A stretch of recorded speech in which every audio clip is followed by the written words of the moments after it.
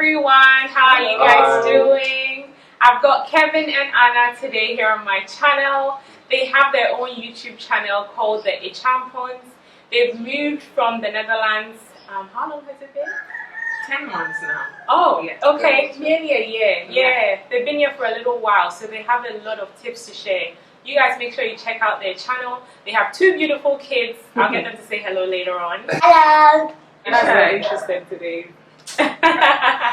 But yeah, let's get right into it. In this video, we're going to be talking to you guys about 5 practical things that you have to get done before you come to Ghana. I feel like a lot of the videos that I've done have been, I mean, they have been helpful, but I haven't given you these specific things. And I think these people are great to have here because they have kids as well. So I'm sure they can give you guys some tips. So yeah, let's get right into it. So I think the first thing you have to take into account is that when you come with your children, they won't really, well, it depends on their age, but they might gradually adjust to the food here. To get them snacks going, ship them or take a lot of them with you to Ghana, just the snacks that they are used to. Because like I was saying, when Sophie was 1.5 years old, she just wouldn't eat anything.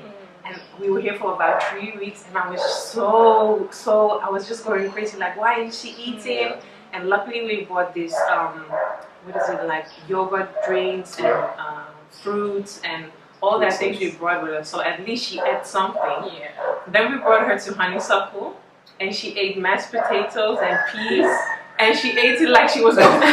So she was hungry. But she just wasn't getting any of the Ghanaian food. She didn't want it. Now they love it, but depending on your kid's age, just bring them snacks just to be sure that they gradually adjust to Ghanaian food. Awesome. So, and then one thing that's very important is when you're relocating to Ghana, I think it's very good to have your furniture you like and all those things in house you love. Just ship them. Because roaming around trying to find them, it can be very tough and time consuming, and it can be very costly. So for you to be able to adjust easier in Ghana, ship your stuff to Ghana. To make it easier, to make your house look a little nicer, and so that you don't have to think about it. And at a certain point you can always look for other stuff. That's right, I agree with that actually. I think a lot of people suggest that you use like artisans and stuff for furniture and stuff, which is great. But like I think to start with, just ship it so that your mind is off that. And it gives you like a feel like you're already adapted to the place. Like it feels already like a home. It's easier. There are some really good quality things here. Like on the roadside, they can make like wooden furnitures and made of I don't know what they use it. Cane. Bamboo or cane. To decorate and all that. But I think for starting furniture, the basic just ship it. I think the other really important thing that you need to consider is make sure you have your yellow fever card. They won't let you in otherwise. They're really strict with that. And the only option will be to get it done at the airport. And then they'll charge you some ridiculous price for it.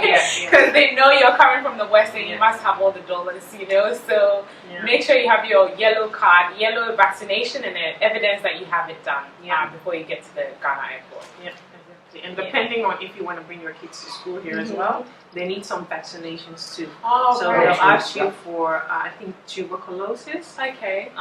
Rabies. Hepatitis A and B.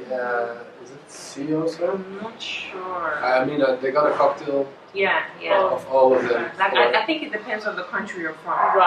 In the Netherlands, they give kids like all kinds of vaccinations from baby to 12 years old. And if you follow that normal program, you'll be safe here. And they won't ask any questions. But if you choose not to vaccinate your kids, it might be difficult when you want to place them into school.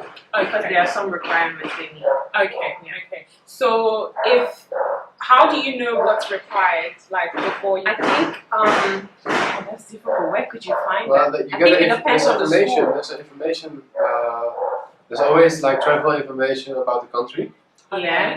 That's the main thing you have to get your information from. But for the schools, I think it's similar. I think it's similar to the basics ones they tell you to have. So maybe just look it up on the registry where where you get your vaccinations. Yeah. Okay, ask them. Yeah, I think it depends on the country. Another thing which could be very helpful is to make sure you bring, if you bring your electronic devices, bring spare stuff, extra cables, extra batteries, cases. It can be sometimes things just break, or you can get, if you screw around with electricity, you can get a shock, and it can burn your cables. So know that it's very good to have spare items. Either ship them or take them directly with you. It can cause, or can prevent a lot of issues staying here. Yeah, I mean, but also the voltage coming from the socket is different. So that might also spoil depending on which country you're coming from. Yeah. Because for us, it's like you can plug in everything. It's just differently, but it works. But coming from the States, maybe, or from the UK, can be different. Or from France, that's what I know. It can be different. Yeah. So that's a really important point as well. I think if you can get those stabilizers, I don't know if that's what they're called, like Just one.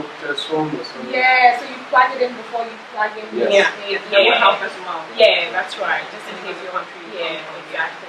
It's raining in the background, guys, so sorry if you can't hear us. You speak up a bit. Yeah. So I think the last thing is try and look for a lot of nice clothes. Clothing here might be a bit difficult to find depending on what you like. I mean, there are some good shops where we bought some stuff last. I think you can compare it to Primark. But like if you want to have good quality, especially like brand clothes or something like that, you will get it here. So just buy that beforehand. You get it, but it's just overpriced. It's hard and it's overpriced. So where? That's it. You have to go. You have to look for it. So social media and stuff, you can generally find some accounts. It depends. If you want like Zara and those kind of things, you can easily find that. Oh no, I was talking about brands like Burberry. Oh yeah, stuff like that. Don't bury your fingers on that. No. So if you want your real designer stuff, make sure you buy it and then take it along. Absolutely, I agree with that. I think so. Because most of the ones that come here are the knockoff ones. Exactly. But Zara there is, and I think there's also a store who sells Zara. There's a store in I think Marina Mall. Yeah, exactly. That's where it was. It sells regular brands people know in broad countries, but know that it's always it's not the latest. That's right. So, and if you like something, know that it won't always be in your size. True. Yes, that's true. I mean, I'm struggling. For I think for women it's easier to find clothes in general, but for men finding thing you really like, it can be difficult. Yeah, definitely.